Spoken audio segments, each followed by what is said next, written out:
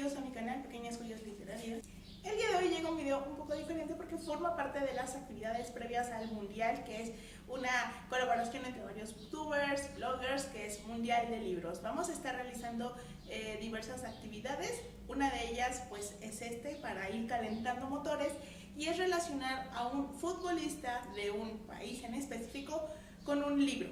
En este caso, el futbolista que yo elegí es Mohamed Salah, de la selección egipcia, que ha estado como muy de actualidad debido a la lesión que sufrió por culpa de Sergio Ramos en la final de la Champions League, y que, según se ha confirmado, no le va a impedir jugar el Mundial, aunque va a llegar muy justo. En lo personal, el diagnóstico final no me sorprende porque pues se jugaba mucho. Estoy segura que Salah quería estar en el Mundial, y además su selección depende mucho de él, y hasta el gobierno egipcio depende mucho de él, así que todo estaba dado para que él jugara el Mundial, aunque llegue de verdad justo de recuperación. Mohamed Salah es un egipcio de 25 años que juega como delantero en el Liverpool. Es la figura en ese equipo y también es la figura en la selección de su país. Él debutó en el equipo Makoulun, así se pronuncia por lo visto, y despuntó de buena manera. Sin embargo, ocurrió lo que se conoce como la tragedia de Port Said en 2012, que es cuando enfrentaban, como ya saben, el clásico de aquel país. La afición invadió la cancha armado con piedras y cuchillos, y terminó aquello con decenas de muertos, así que la competición egipcia se suspendió, y la federación, para que sus jugadores no perdieran ritmo de cara a las competiciones internacionales, organizó encuentros con equipos europeos, ya saben, como en la preparación y eso, y gracias a esos encuentros es que Mohamed llamó la atención del Basilea, un equipo suizo que terminó fichándolo. Tras despuntar en el Basilea, fue al Chelsea, donde no tuvo muchas oportunidades, no le fue muy bien. Lo mandaron a la Serie A con la Fiorentina, y después de la Fiorentina a la Roma, donde fue como su gran eclosión, y terminó aterrizando en el Liverpool, donde es la gran figura, y se alzó con la Bota de Oro esta temporada. De hecho, recuerdo haber visto hace poco que la Bota de Oro está exhibida en la muestra egipcia que hay en el Museo de Londres. Obviamente, supongo que después de un tiempo irá a Egipto esa misma bota para deleite de los aficionados de aquel país. Hay un furor en Egipto por la figura de su máxima estrella. Hay incluso como un imitador, no es propiamente así, sino como que se parece mucho y va a los programas y se toma firmas, o sea, porque Mohamed Salah tiene un impacto brutal en su país natal.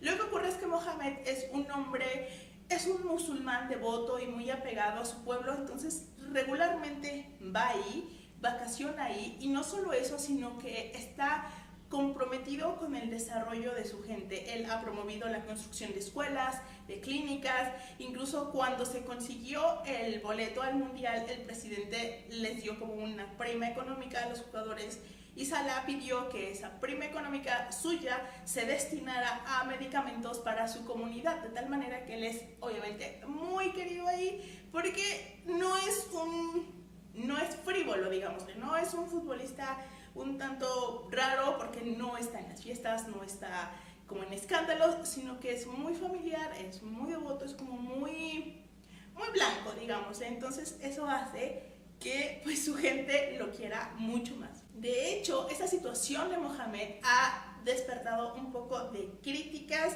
no tanto por él, sino por la manera en la que el gobierno egipcio hace uso de él para promocionarlo, y como para que la gente se olvide un poco de su situación. Porque, bueno, hay que irnos a un poco de contexto histórico que sirve para hablar del libro, y es que había monarquía reinante en Egipto hasta 1950, después hay un golpe de estado y se pone una dictadura. En los 80 llega al poder Hosni Mubarak, que reinó prácticamente sin oposición durante 30 años, hasta que la primavera árabe llegó a Egipto y terminó derrocado. En la actualidad, Mubarak pasó por un juicio donde se le encontró culpable, pero pues como todavía tiene influencias y poder, lograron como que repetir el juicio y está un poco más libre, está encerrado en su domicilio, pero con dinero, o sea. Después de Mubarak se celebraron elecciones libres y ganó Mohamed Mursi, de los hermanos musulmanes. La verdad es que no es tan complicado entender por qué ganaron los hermanos musulmanes, porque durante la dictadura de Mubarak, pues mucha oposición o muchos líderes tuvieron que exiliarse y los hermanos musulmanes tenían todo pues una estructura a través de la religión y del clientelismo para, pues sí, formar como votantes fieles gracias a los cuales ganaron aquellas elecciones. Sin embargo, Mursi empezó como a poner ciertas leyes limitando libertades que ya estaban estipuladas y también a promover un estado no tan laico como era con Mubarak, porque eso sí tenía Mubarak, era un gobierno laico y su esposa estaba involucrada en proyectos para prevenir y castigar la ablación genital femenina en las comunidades, porque eso regularmente ocurre en comunidades pequeñas. Entonces ella estaba involucrada en ese proyecto. Llega Mursi al poder y empieza a quitar como la laicidad y hacerlo un poco más religioso. La gente empieza a protestar y el ejército hace un golpe de estado que fue, digamos que medianamente y a regañadientes apoyada por la población, porque sentían que Mursi estaba traicionando el espíritu de la primavera árabe y de pues todo lo que trataron de conseguir al derrocar a Mubarak. Llega este golpe de estado impuesto por el ejército. Mursi es enviado a la cárcel y me parece que es ejecutado. En la actualidad gobierna Abdel Fattah al-Sisi, que es un general. Hubo elecciones hace poco y misteriosamente llegó al 93% de las preferencias. Obviamente ha sido reelegido, obviamente es una dictadura y las libertades están recortadas.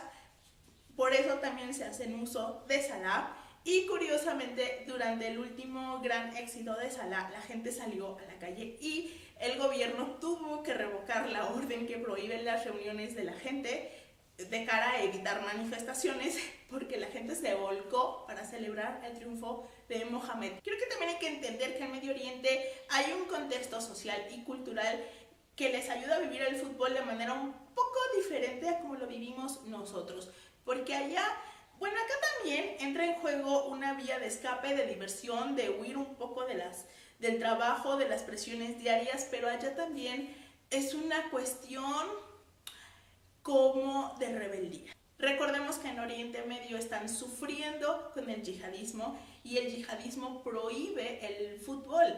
Entonces, de hecho, hace como 2 años, en el 2016, hubo un atentado a una peña madridista en Irak y murieron 16 personas en un hecho vinculado a ISIS. Por eso el fútbol en aquellos lugares es también una cuestión de resistencia contra el terrorismo. Es toda una cuestión cultural diferente a la que nosotros vivimos. Sigo en Twitter a un periodista que se llama Alberto Sicilia, que es un freelance corresponsal de guerra, y él estuvo cubriendo Mosul y contaba que cuando es el clásico español, cuando terminan los partidos hay tiros, y no porque se estén peleando, sino que la gente sale a celebrar al campeón con tiros al aire.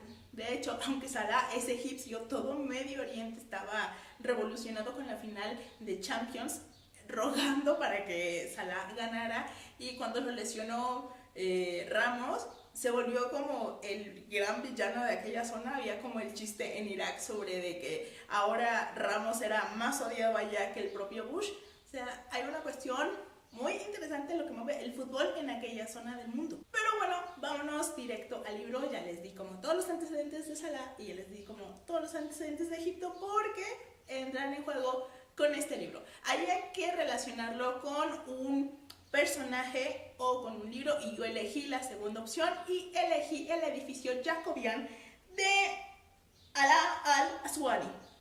Este libro fue la obra debut de este autor y fue un suceso de venta. Salió allá por el 2002 y se considera que es el libro más vendido de Egipto, solo después de El Callejón de los Milagros, que es como la obra más famosa relacionada a aquel país. Sin embargo, los críticos literarios de Egipto la verdad es que no le tienen mucho precio a este libro. Consideran que su autor es simplista, vulgar y que se aprovecha de la obra de Mahfouz, precisamente el autor del Callejón de los Milagros.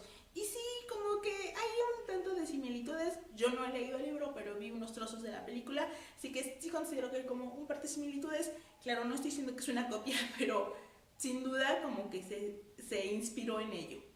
Lo cierto es que es sencilla en su prosa y por lo visto es aún más sencilla en la prosa en su idioma original. Eso obviamente no lo puedo yo juzgar. Pero bueno, ¿de qué demonios trata el edificio jacobiano? El gran protagonista de este libro es precisamente este edificio y sus inquilinos, ya sea que viven ahí o que trabajan ahí. Son capítulos cortos, como de 3 páginas, 5 páginas, en donde nos va presentando como a cada uno de estos personajes. Francamente al principio se me hizo aburrido, bueno, al principio.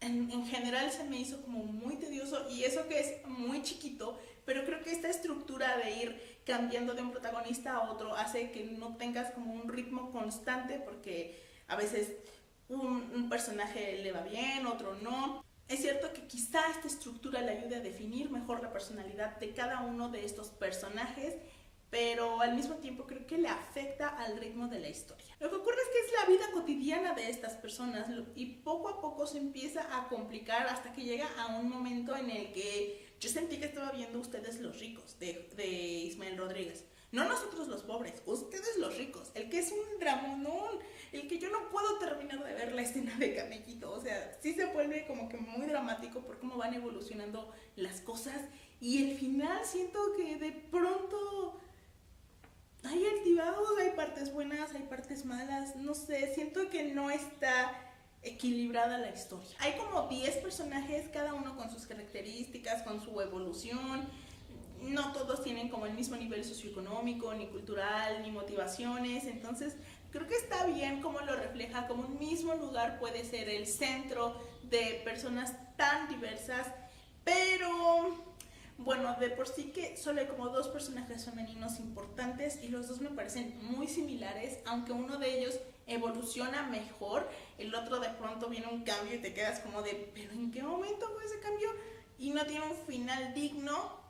Yo creo que el escritor no lo vio como un personaje principal y no le dio el final digno. A mí me pareció como de, merecía otra cosa, pero bueno, el otro personaje tiene una evolución buena, me agrada, pero el hecho de que sean tan similares en lo básico, por así decirlo, me hace preguntarme si es una crítica del autor a la sociedad egipcia o simple y sencillamente así le salió tan natural y así lo dejó. No lo sé, la verdad. Hay que aclarar que aunque el libro se escribió en el 2002, la historia transcurre como a principios de los 80s. No dicen exactamente en qué época, pero yo lo ubico en esos años porque hablan en pasado de la guerra del Yom Kippur y de la muerte de ciertos dirigentes, así que yo estoy suponiendo que ya está Mubarak en el poder. Entonces habla de diferentes temas como es la dictadura, la corrupción, lo que significó para cierta parte de la población la caída de la monarquía, a la que estaban como que pues muy unidos y eran parte de la estructura y se beneficiaban de ella, y cómo llega este golpe de estado y los deja tan valientes y pierden como que las oportunidades que ellos querían, que ellos creían seguras.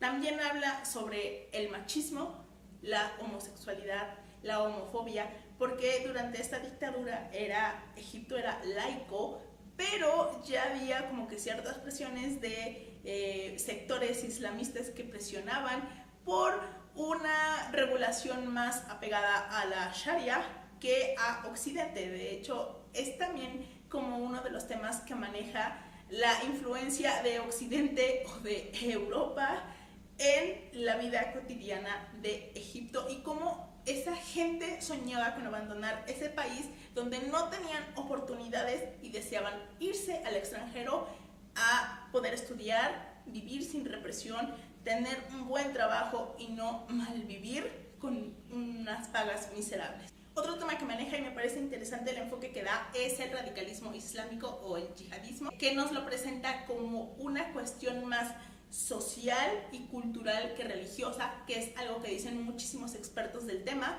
que la religiosidad termina siendo un pretexto y que lo que hay de base son jóvenes sin oportunidades que intentan encajar en un grupo social y que al sentirse desplazados o vilipendiados por el gobierno y por la autoridad terminan refugiándose en este radicalismo, porque aunque nos parezca que los atentados yihadistas son nuevos, no, en realidad en los países de Oriente Medio los llevan padeciendo desde hace mucho tiempo. En general el libro me pareció un poco aburrido, no terminé de engancharme, creo que había como una buena base para disfrutarlo, pero es curioso porque es un libro corto y se me hizo pesado por momentos.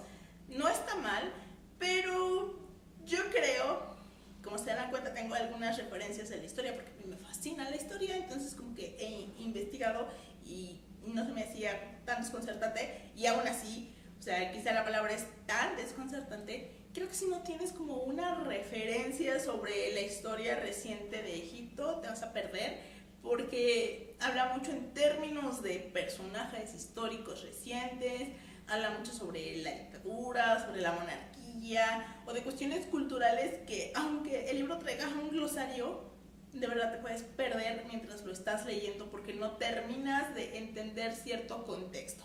Pero en general es eso, o sea, no es un mal libro, no me parece un mal libro, pero tampoco me parece como una maravilla. Lo que sí me agrada es esta idea de conocer nuevos autores, conocer nuevas narrativas y salirme de mis zonas de confort y de mis autores típicos. Eso la verdad es que sí me gusta mucho y pienso seguir descubriendo autores. De hecho, pienso conseguir El Callejón de los Milagros y leerlo. Espero lograrlo. Pues eso fue todo por el día de hoy. Espero que les haya gustado como mi relación entre Mohamed Salah y el libro. Nos vemos en el siguiente video y pues no olviden seguirnos en nuestras redes sociales. A todos los que vamos a estar participando en esta actividad se los voy a dejar en la cajita de información. Estén al pendiente de las próximas actividades que vamos a estar realizando de cara al mundial. Nos vemos.